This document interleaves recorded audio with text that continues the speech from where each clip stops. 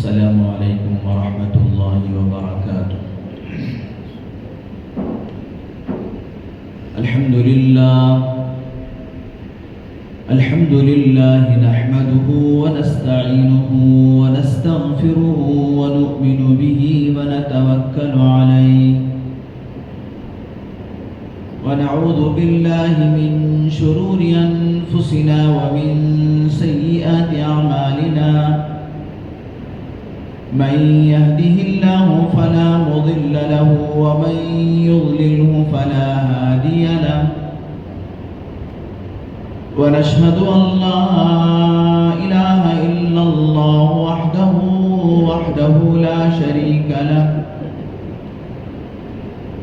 ونشهد أن سيدنا وسندنا وحبيبنا وإمامنا ومولانا محمد وبارك وسلم تسليما كثيرا كثيرا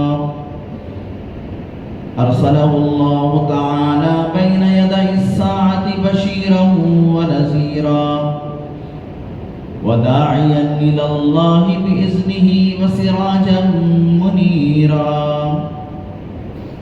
أما بعد فقد قال الله تبارك وتعالى في القرآن المجيد والفرقان الحميد أعوذ بالله من الشيطان الرجيم بسم الله الرحمن الرحيم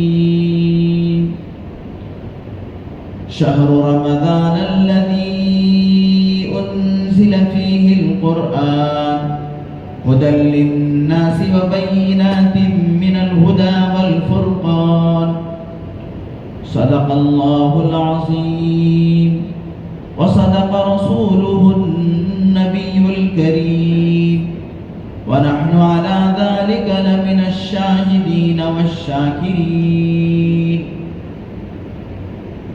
سبحانك لا علم لنا إلا ما علمتنا إنك أنت العليم الحكيم رب اشرح لي صدري ويسر لي أمري واحلل عقدة من لساني يفقهوا قولي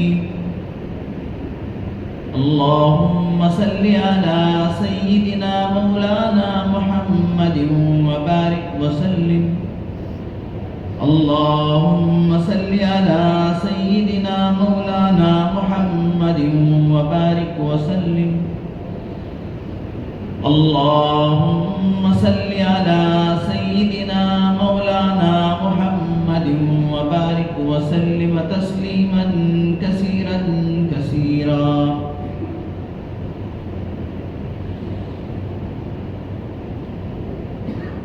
ہر قسم کی تمام تعریفیں، تمام بڑائیاں اور بزرگیاں خدائے رب الجلال کے لیے جس کی خدائی میں کوئی شریک نہیں،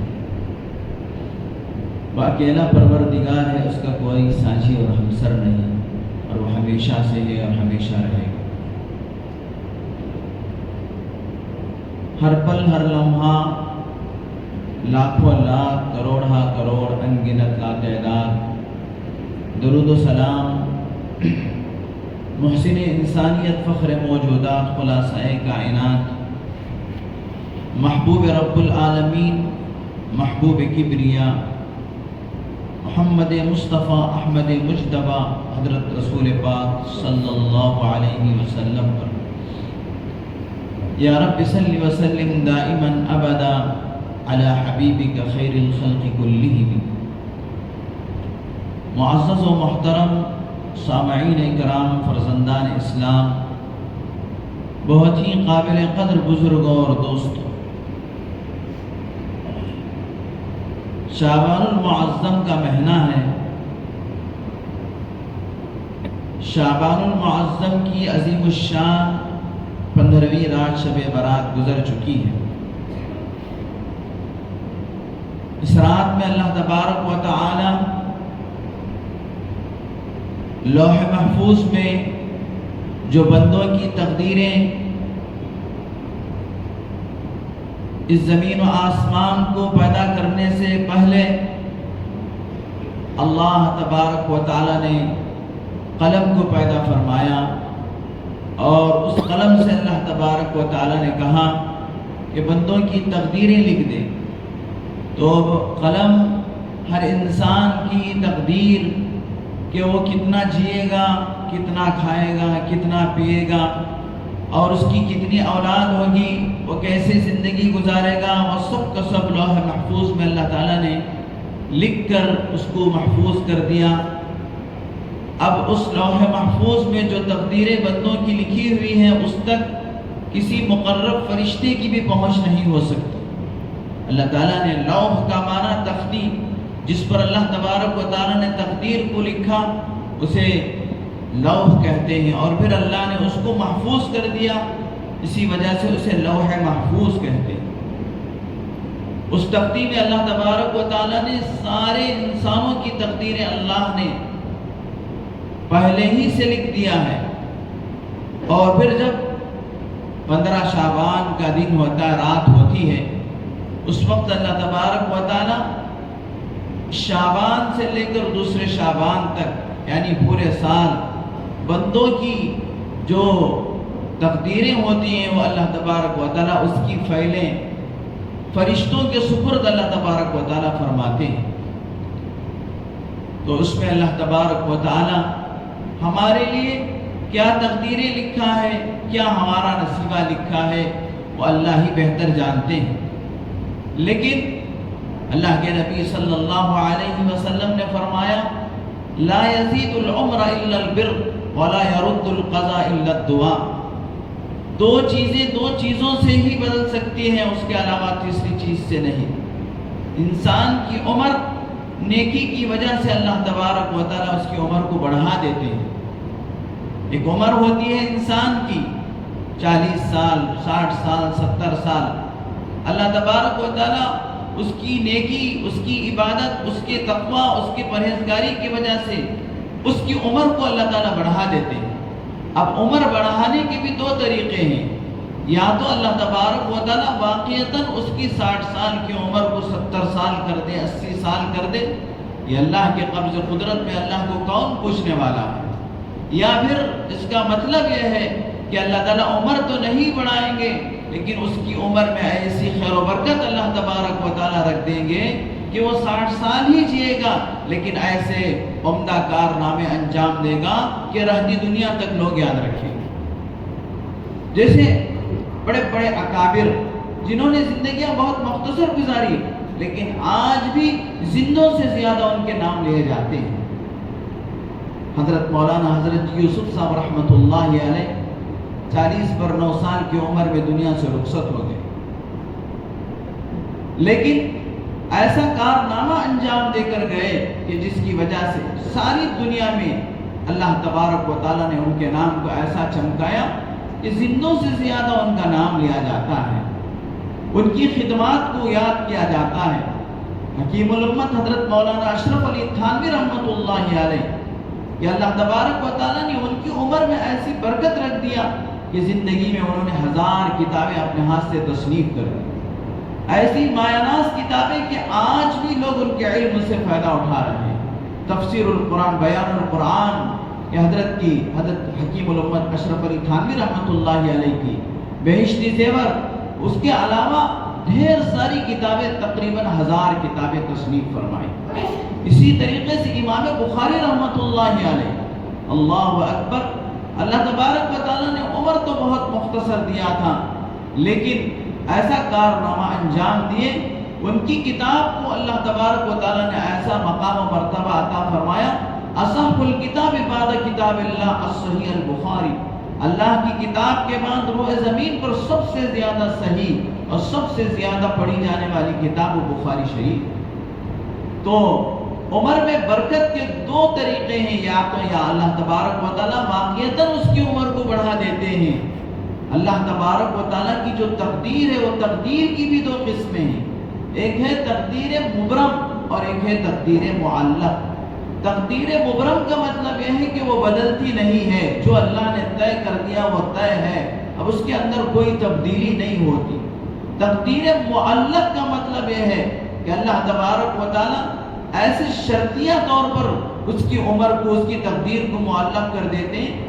اگر یہ دنیا میں جا کر نیک کام کرے گا، نیکیاں کرے گا، اللہ کی اطاعت و فرما برداری کرے گا تو اس کی عمر 90 سال ہے۔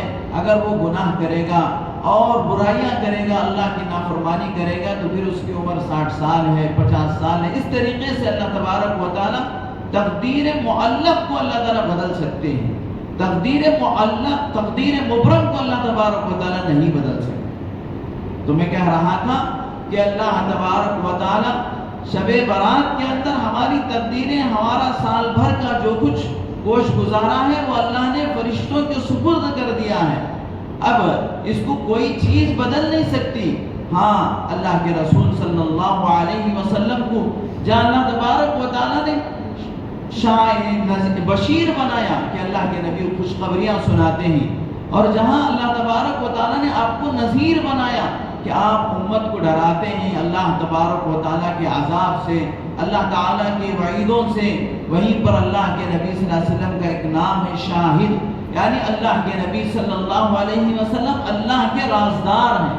اللہ کی راز کی باتیں اللہ کے نبی کو معلوم ہے، چنانچہ اسی وجہ سے اللہ کے نبی نے کچھ راز کی باتیں امت سے کہا کہ اللہ تبارک و تعالیٰ لا يرد القضاء الا الدعاء، قضا کو اللہ تبارک و تعالیٰ، تقدیر کو اللہ تبارک و تعالیٰ نہیں بدلتے، مگر دعا کی وجہ سے اللہ تقدیر بھی بدل دیتے۔ دعا ایسی زبردست چیز ہے، زبردست ہتھیار ہے کہ اس دعا کی وجہ سے اللہ تبارک و تعالیٰ بری تقدیر کو بھی اچھی تقدیر میں بدل سکتے ہیں۔ لا يرد القضاء الا الدعاء، کہ دعا یہ تمام عبادتوں کا مغز ہے۔ اللہ تبارک و تعالیٰ نے دعا کے اندر یہ تاثیر رکھا ہے۔ الغرض میرے دوستو، ہم دعا کریں کہ اللہ تبارک و تعالیٰ ہمارے یہ جو پورے سال کی ترتیب اللہ نے بنا کر فرشتوں کو سپرد کیا ہے، اس کے اندر ہمارے لیے خیر ہی خیر ہو، عافیت کا معاملہ ہو، بہتری کا معاملہ ہو، نیک اعمال کرنے کی توفیق اللہ کی طرف سے ہمیں ملے، برائیوں سے دور رہنے کی اللہ تبارک و تعالیٰ توفیق عطا فرمائے۔ چنانچہ میرے دوستو، رمضان المبارک قریب ہے۔ اب رمضان کو ہم کیسے گزارنا ہے، رمضان میں ہم کو کیا کرنا ہے، اس پر ہم تھوڑی سی روشنی ڈالیں گے۔ اللہ تبارک و تعالی ہم سب کو صحیح معنی میں رمضان گزارنے کی توفیق عطا فرمائے۔ اس پوری کائنات کو اللہ تبارک و تعالی، یہ کائنات ہے یعنی عرش سے لے کر فرش تک کو کائنات کہا جاتا ہے۔ اللہ کا عرش ہے سب سے اوپر، اور یہ زمین ہے، یہ عرش سے لے کر فرش تک اللہ نے جو بھی کائنات بنایا ہے، اللہ تبارک و تعالیٰ نے ان کو دو طریقوں سے بنایا ہے۔ اللہ تعالیٰ نے اس پوری کائنات کو دو طریقوں سے بنایا ہے۔ ایک، اللہ تبارک و تعالیٰ نے لفظ کن کے ذریعے سے بنایا۔ اللہ نے کہا کہ کن فیکن، تو وہ ہو گئی، اس میں وقت نہیں لگا اور کوئی دن نہیں لگے، بس اللہ نے ارادہ فرمایا، اذا اراد شیئا ان یقول له کن فیکن۔ جب اللہ تبارک و تعالیٰ کسی چیز کو بنانے کا ارادہ فرماتے ہیں تو اللہ صرف یہ کہتے ہیں کہ کن، تو وہ ہو جاتی ہے۔ اب یہ لفظ کن کے ذریعے سے اللہ نے چند چیزوں کو پیدا کیا، جیسے کہ عرش ہے، کرسی ہے، اور اسی طریقے سے لوح ہے، جیسا کہ میں نے ابھی کہا کہ تقدیر کو اللہ تبارک و تعالیٰ نے تختیوں پر لکھا ہے۔ اس تقدیر کو جو تختیوں پر لکھا ہے اس کو لوح کہا جاتا ہے۔ اس لوح کو بھی عربی میں لوح کہتے ہیں، تختی کو۔ تو اس تختی کو بھی اللہ تبارک و تعالیٰ نے لفظ کن سے پیدا فرمایا۔ اس کے لیے کوئی میٹیریل کی ضرورت نہیں، کوئی را میٹیریل اور پھر یہ فلاں فلاں نہیں، بس اللہ کا حکم ہوا تو اللہ کا عرش بن گیا، اللہ کی کرسی بن گئی، اللہ تبارک و تعالیٰ نے لوح کو بنا دیا، اور اللہ نے لفظ کن کے ذریعے سے قلم کو بنا دیا۔ جو قلم ہماری تقدیریں لکھا، اس قلم کو بھی اللہ تبارک و تعالیٰ نے لفظ کن کے ذریعے سے بنایا۔ اور پھر اسی طریقے سے اللہ تبارک و تعالیٰ نے لفظ کن کے ذریعے سے جنت کو بنایا۔ جنت کے لیے اللہ نے کوئی میٹیریل اکٹھا نہیں فرمایا، بلکہ لفظ کن سے اللہ تبارک و تعالیٰ نے جنت کو بنا دیا۔ اور اسی طریقے سے اللہ تبارک و تعالیٰ نے جنت اور جہنم کو اور فرشتوں کو، ان تمام چیزوں کو اللہ تبارک و تعالیٰ نے لفظ کن کے ذریعے سے بنایا۔ اب اللہ تبارک و تعالیٰ نے ان کی کیفیت اور ان کی کمیت، یعنی وہ کیسے ہیں اور کس قدر ہیں، مثال کے طور پر ایک جنت کو ہم لے لیتے ہیں۔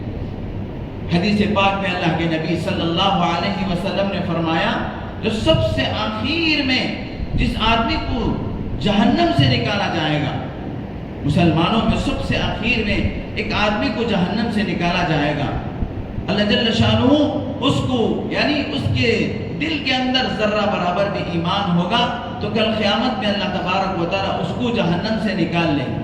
سب سے آخر میں ایک آدمی کو جہنم سے نکالا جائے گا اور بالکل کوئلے کی طرح ہو گیا ہوگا، اب وہ جہنم کے کنارے کھڑا ہوگا تو دور سے وہ جنت کی اس کو آ کر خوشبوئیں محسوس ہوں گی اور وہ وہاں سے اللہ تبارک و تعالیٰ سے صرف یا رب یا رب یا رب پکارتا رہے گا۔ اللہ تبارک و تعالیٰ اس کے دل کی بھید کو جانتے ہیں، لیکن اللہ تبارک و تعالیٰ کے سامنے وہ عرض نہیں کر سکتا کیونکہ وہ بڑا گنہگار رہا ہوگا۔ اللہ تبارک و تعالیٰ فرشتوں کو اس کے پاس بھیجتے ہیں، بھیجنے کے بعد اللہ تعالیٰ حکم دیتے ہیں کہ اس آدمی کو لے کر جنت کی ایک نہر کے اندر غوطہ دیا جائے۔ چنانچہ اس کو جنت کی ایک نہر کے اندر غوطہ دیا جاتا ہے، اس کے بعد وہ بالکل اس کے اوپر سے جو جہنم میں چلے ہوئے زخم کے اثرات ہوں اور وہ جو کالا کروٹا ہو چکا ہوتا ہے کوئلے کی طرح، وہ سب ختم ہو کر بالکل اس کا جسم صحیح سالم تندرست ہو جاتا ہے، اور اس کے بعد اس وہ نہر کے کنارے کھڑا رہتا ہے اور پھر وہ دور سے جنت کے نظارے کو اور جنت کی خوشبوؤں کے معطر ہواؤں کو فضاؤں کو دیکھتا ہے تو وہ آدمی اللہ تبارک و تعالیٰ سے کہتا ہے کہ یا رب یا رب یا رب کہتا ہے، تو اللہ تبارک و تعالیٰ پھر فرشتوں سے کہتے ہیں کہ اس آدمی کو جا کر پوچھو کہ ایسے کیا ضرورت ہے۔ چنانچہ وہ فرشتے اس کے پاس پہنچتے ہیں، پہنچنے کے بعد وہ کہتا ہے کہ میں یہ جہنم کی جو آوازیں ہیں اس کو سننا نہیں چاہتا، اور یہ جہنم کے اندر جو لوگ جل رہے ہیں، جو کیا ہے جہنم میں سزائیں کاٹ رہے ہیں، ان کو دیکھنا بھی نہیں چاہتا۔ چنانچہ مجھے تھوڑا جہنم سے دور اور جنت کے قریب کر دیا جائے، تھوڑا جہنم سے دور اور جنت کے قریب کر دیا جائے۔ چنانچہ اللہ جل شانہ فرشتوں کو حکم دیتے ہیں، اس کو جنت کے قریب کر دیا جاتا ہے، جنت کے دروازے کے قریب کر دیا جاتا ہے۔ اب یہ آدمی جنت کے دروازے پہ کھڑے ہو کر جنتیوں کا نظارہ دیکھتا ہے، جو جنتی جنت میں رہتے ہیں بہت ہی عیش و آرام کے ساتھ۔ اللہ تبارک و تعالیٰ نے جنتیوں کو ایسے آرام اور ایسی راحت دیا ہوتا ہے جس کا تصور ہم نہیں کر سکتے۔ چنانچہ اب وہ جنت میں تو جانے کے اللہ سے درخواست کرنے کی ہمت نہیں کرتا، لیکن دل میں تو آرزو ہوتی ہے، تمنا ہوتی ہے کہ میں جنت میں چلا جاؤں۔ چنانچہ وہ پھر دوبارہ یا رب یا رب یا رب کہتا ہے۔ اللہ تبارک و تعالیٰ فرشتوں کو حکم دیتے ہیں، جاؤ اس سے پوچھو کہ وہ کیا چاہتا ہے۔ چنانچہ وہ کہتا ہے کہ بس مجھے جنت میں داخلہ چاہیے، صرف داخلہ چاہیے، انٹری چاہیے جنت۔ تو چنانچہ اللہ جل شانہ اس کو جنت میں داخلہ عطا فرماتے ہیں، اور عطا فرمانے کے بعد اس کو اللہ تبارک و تعالیٰ اتنی بڑی جنت عطا فرماتے ہیں، اتنی بڑی جنت عطا فرماتے ہیں کہ حدیث پاک کے اندر آتا ہے سب سے آخر میں جو آدمی جنت میں جائے گا اللہ تبارک و تعالیٰ اس کو اس دنیا سے 10 گنا بڑی جنت عطا فرمائے۔ یہ دنیا جو ہے، یہ دنیا میں میرے دوستو کتنے ملک ہیں، کتنی سٹیاں ہیں، کتنے بڑے بڑے شہر ہیں، یہ شہر جتنی دنیا ہے اس سے اللہ تبارک و تعالیٰ اس کو 10 گنا بڑی جنت عطا فرمائے۔ اور پھر میرے دوستو یہ اس کی کیفیت ہوگی، ایک ادنا جنتی کی جنت کی مقدار کہ 10 دنیا کی 10 گنا بڑی جنت اسے اللہ تبارک و تعالیٰ عطا فرمائیں گے۔ اور پھر جنت میں جانے کے بعد اللہ تبارک و تعالیٰ اسے ایسی نعمتیں عطا فرمائیں گے۔ قرآن مجید میں اللہ جل شانہ فرماتے ہیں وَلَكُمْ فِيهَا مَا تَشْتَهِي أَنفُسُكُمْ وَلَكُمْ فِيهَا مَا تَدَّعُونَ۔ جنت میں تمہارے لیے وہ تمام چیزیں ہیں جس کی تم خواہش کرو گے، جنت میں تمہارے لیے وہ تمام چیزیں ہیں جس کی تمہارے اندر خواہش ہوگی، یعنی آدمی ابھی زبان سے نکالے گا بھی نہیں، دل میں ارادہ کرے گا، لیکن اللہ تبارک و تعالیٰ اس کے لیے وہ چیز کر دیں گے۔ وہ محل چاہے گا تو محل، وہ کیا ہے جو چاہے گا، جو نعمتیں چاہے گا، وَلَكُمْ فِيهَا مَا تَشْتَهِي أَنفُسُكُمْ، تمہارا دل جو چاہے گا۔ گویا کہ اللہ تبارک و تعالیٰ جنت میں چھوٹی ہر آدمی کو جنت کے اندر، میرے الفاظ کو غور سے سننا، آدمی آدھا سن کر آدھا سنے بغیر پھر کیا ہے کوئی مطلب نکال لے تو یوں آپ ذمہ دار ہیں اس کے، لیکن بھائی ذمہ داری سے حدیث کی باتیں کہتا ہوں تو اس کو ذمہ داری سے سننا۔ تو اللہ تبارک و تعالیٰ جنت کے اندر ہر آدمی کو گویا کہ چھوٹی خدائی عطا فرمائے، یعنی جو وہ چاہے گا، جیسے اللہ تبارک و تعالیٰ دنیا میں جو اللہ چاہتے ہیں وہ ہوتا ہے، لیکن جنت میں ہر آدمی کو، ہر جنتی کو اللہ تبارک و تعالیٰ ایک چھوٹی خدائی عطا فرما دیں گے، یعنی وہ جو چاہے گا ہوگا، جیسے چاہے گا ہوگا، کیونکہ جنت ہے ہی خواہشات کے پورا کرنے کی جگہ۔ دنیا کو اللہ تبارک و تعالیٰ خواہشات کے لیے نہیں بنایا، بلکہ اللہ کی مرضی کے مطابق زندگی گزارنے کے لیے اللہ نے دنیا میں بھیجا ہے۔ دنیا میں اللہ تبارک و تعالیٰ دو چیزیں، آدمی کی دو چیزیں درست ہوں گی تو پھر اللہ تبارک و تعالیٰ آخرت میں اس کے لیے اونچے مراتب، بلکہ اللہ تبارک و تعالیٰ اس کو اس کے خواہش کے سپرد کر دے گا، جو وہ خواہش کرے گا وہ اس کے لیے ہو جائے گا۔ دو چیزیں دنیا کے اندر کرنا، ایک جو بھی عمل کرے گا، جو بھی عمل کرے اس کو صحیح نیت کے ساتھ کرو، جو بھی عمل کرے نیت صحیح ہونی چاہیے۔ نیت کیا ہونی چاہیے؟ اللہ کو راضی کرنا ہے، خدا کو خوش کرنا ہے، اس سے کوئی نام و نمود مقصود نہ ہو، شہرت مقصود نہ ہو، لوگوں کو دکھانا مقصود نہ ہو۔ تو پہلی چیز کیا ہوئی؟ دیکھیے ابھی عبادتوں کا مہینہ آ رہا ہے، رمضان کا مہینہ آ رہا ہے، تو لہذا یہ دو چیزوں کو، ان دو اصولوں کو اچھی طرح یاد رکھو، آپ کی ہر عبادت قابل قبول ہوگی۔ ان دو چیزوں میں سے ایک چیز کے اندر بھی آپ نے گڑبڑ کیا تو آپ کی چیز آپ کے منہ پر مار دی جائے گی، وہ قابل قبول نہیں ہوگی۔ نمبر ایک کیا ہے؟ نیت کا صحیح ہونا، ہماری نیت صحیح ہو، ہم اللہ کو راضی کرنے کے لیے کریں، ہم لوگوں کو دکھانے کے واسطے، واہ واہ کے لیے، اور اپنے آپ کو بڑا مالدار لوگ سمجھے، بڑا کیا ہے عبادت گزار سمجھے، یہ تمام نیتیں نہ ہوں بلکہ اللہ کو راضی کرنے کی۔ دوسری چیز جو اہم ہے میرے دوستو، ہماری ہر کوئی عبادت، ہمارا صدقہ، ہمارا خیرات، ہماری نماز، ہمارا روزہ، جو بھی عبادت ہے اس عبادت کو ہم اللہ کے نبی حضرت محمد الرسول اللہ صلی اللہ علیہ وسلم کے طریقے کے مطابق کرنا۔ ایک نیت صحیح ہونا ہے، ایک طریقہ صحیح ہونا ہے۔ طریقہ کون سا صحیح ہے؟ جو میں چاہوں، جو میرا فلاں مرید کہہ دیا، فلاں شیخ کہہ دیا، فلاں کہہ دیا، فلاں کہہ دیا، ایرے غیرے نتو خیرے کی بات یہاں نہیں چلے گی۔ صرف اور صرف محمد الرسول اللہ صلی اللہ علیہ وسلم کا طریقہ ہوگا، اللہ تبارک و تعالیٰ کی عبادت اور طریقہ اللہ کے رسول کا۔ لا الہ الا اللہ کا مطلب یہ ہے کہ ہم اللہ ہی کی عبادت کریں گے، اللہ کے سوا کسی کی عبادت نہیں کریں گے، اللہ نے جو کہا وہ کریں گے، جو نہیں کہا اس کو نہیں کریں گے۔ محمد الرسول اللہ کا مطلب ہے کہ ہمارا ہر کام اللہ کے نبی کے طریقے پر ہوگا، محمد الرسول اللہ کے طریقے پر ہوگا۔ میرے نبی حضرت محمد الرسول اللہ صلی اللہ علیہ وسلم امت کو ہر طریقہ سکھا کر گئے۔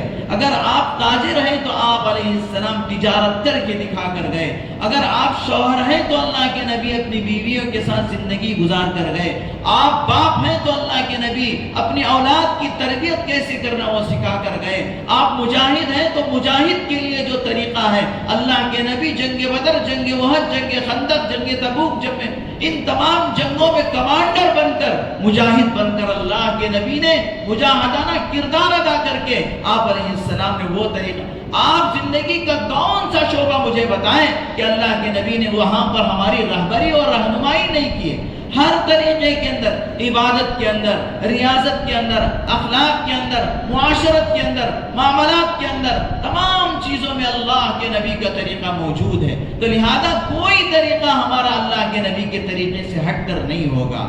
اگر ہمارا طریقہ اللہ کے نبی کے طریقے سے ہٹ گیا تو وہ طریقہ قابل مردود ہے، وہ قابل انکار ہے، وہ منہ پر مار دیا جائے گا، وہ تمہارے منہ پر پھینک دیا جائے گا۔ اس کو اللہ کی کوئی ضرورت نہیں ہے۔ اللہ کے نبی اللہ کے محبوب ہیں، لہذا اللہ کو محبوب کا طریقہ ہی پسند ہے، کسی اور کا طریقہ اللہ کو پسند ہے۔ اللہ کے نبی صلی اللہ علیہ وسلم نے فرمایا انا خاتم النبیین لا نبی بعدی، میں آخری نبی ہوں، میرے بعد کوئی نبی نہیں۔ اب کوئی غیرہ نتو خیرہ میرے دوستوں کوئی نبوت کا دعویٰ کرے گا، ہم اس کی بات ہی کو نہیں سنیں گے۔ دلیل تو بعد میں کی بات کی چیز ہے، ہم اس کو برملا کہیں گے کہ یہ جھوٹا ہے، کذاب ہے، مکار ہے، دجال ہے، اور یہ اللہ کے نبی صلی اللہ علیہ وسلم نے ہمیں فرما دیا ہے میں یہ آخری نبی ہوں، میرے بعد کوئی نبی نہیں۔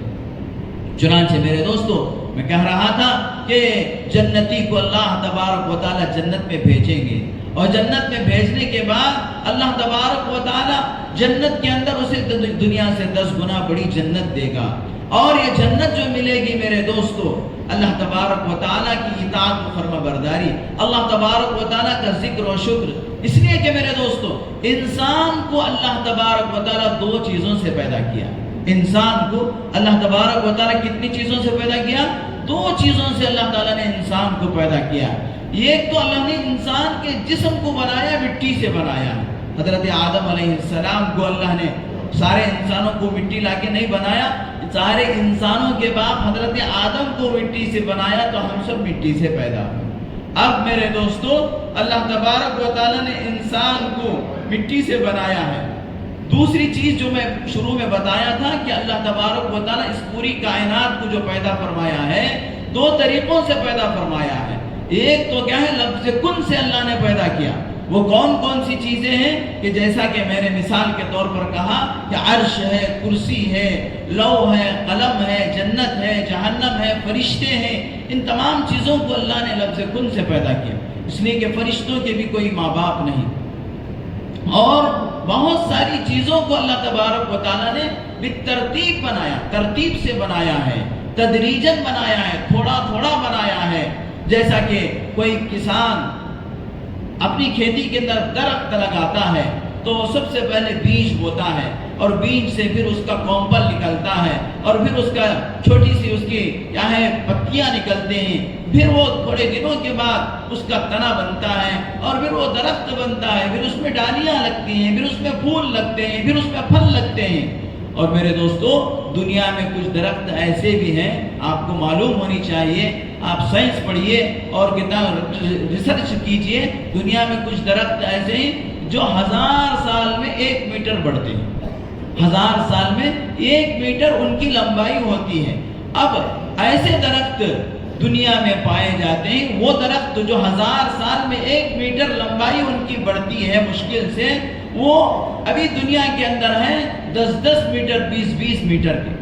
تو اب آپ اندازہ لگائیں کہ وہ درخت کتنے پرانے ہیں۔ 1000 سال میں 1 میٹر اس درخت کی لمبائی، ویسے درخت اب دنیا کے اندر 10-10 20-20 میٹر کے آپ کو وہ درخت مل جائیں گے۔ تو وہ درخت کتنے سالوں سے پنپ رہے ہیں، بڑھ رہے ہیں، اور کتنے سالوں سے ان کا وجود ہے۔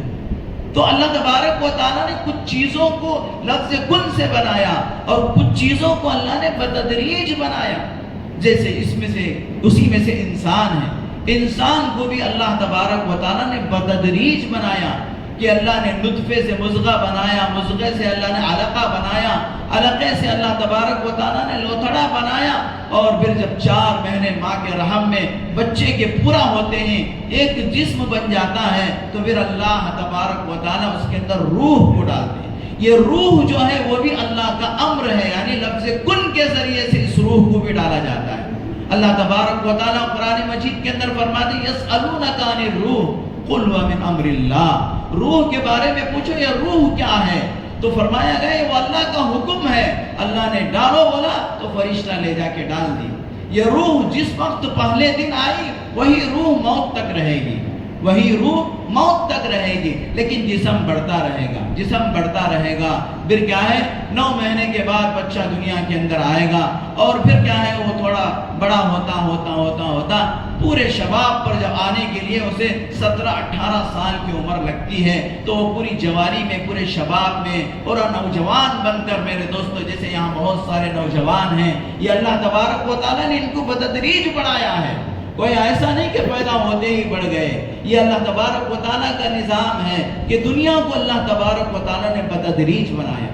پہلے اللہ تبارک و تعالیٰ نے آسمان کو بنایا اور پھر زمین کو بنایا، اور پھر 4 دن میں اللہ تبارک و تعالیٰ نے زمین کے اندر ساری چیزوں کو رکھا۔ قرآن مجید کے اندر ہے، اللہ تبارک و تعالیٰ فرماتے ہیں کہ 4 دنوں کے اندر ہم نے زمین کے اندر زمین کے خزانوں کو رکھا، اور اللہ تبارک و تعالیٰ نے ایسے خزانے رکھا، ایسے خزانے رکھا، حضرت آدم علیہ السلام سے لے کر آج تک اس زمین سے خزانے حاصل کر رہے ہیں، آج تک اس زمین سے غلہ حاصل کر رہے ہیں، آج تک یہ زمین گیہوں اور چاول اور ساری چیزیں نکال رہی ہیں، سونا چاندی یہ ساری چیزیں زمین سے نکل رہی ہیں، اور میرے دوستو قیامت تک نکلتے رہیں گے۔ یہ اللہ تبارک و تعالیٰ نے انسان کو بنایا۔ اب میرے دوستو، انسان کو اللہ تبارک و تعالیٰ نے 2 چیزوں سے بنایا ہے۔ ایک تو کیا ہے، انسان کو اللہ تبارک و تعالیٰ نے جسم عطا فرمایا، یا انسان کا جسم مٹی سے اللہ نے بنایا۔ اس جسم کی تمام ضروریات اللہ تبارک و تعالیٰ نے زمین سے متعلق کر دیا، زمین سے متعلق کر دیا۔ یہ کھانا کھائے گا تو زمین سے کھائے گا، یہ پانی پیے گا تو زمین سے پیے گا، یہ جتنی چیزیں ہیں وہ کمپیوٹر چلائے گا، فلاں فلاں فلاں، یہ تمام چیزیں زمین سے نکلتی۔ لیکن اس کی ایک روح ہے، اس کی روح ہے۔ اب آدمی اپنے جسم کے بارے میں فکر نہیں کرے گا۔ مثال کے طور پر ایک آدمی کو بخار آ گیا جس کی وجہ سے کمزور ہو گیا، اب اس کے سر پر آپ 10 کلو کا سامان رکھ دیں گے، وہ کہے گا کہ نہیں مجھے نہیں ہوگا، میری طبیعت ٹھیک نہیں ہے، میں اسے اٹھا نہیں سکتا، کہے گا کہ نہیں کہے گا۔ بخار آ گئی، اب جسم کمزور ہو گیا تو وہ کام آدمی نہیں کر سکتا۔ ایک دن کھانا نہیں کھایا تو تھوڑا کمزور، 2 دن نہیں کھایا تو اور زیادہ کمزور، پھر اس کو چکر آنے لگے گی، گر جائے گا۔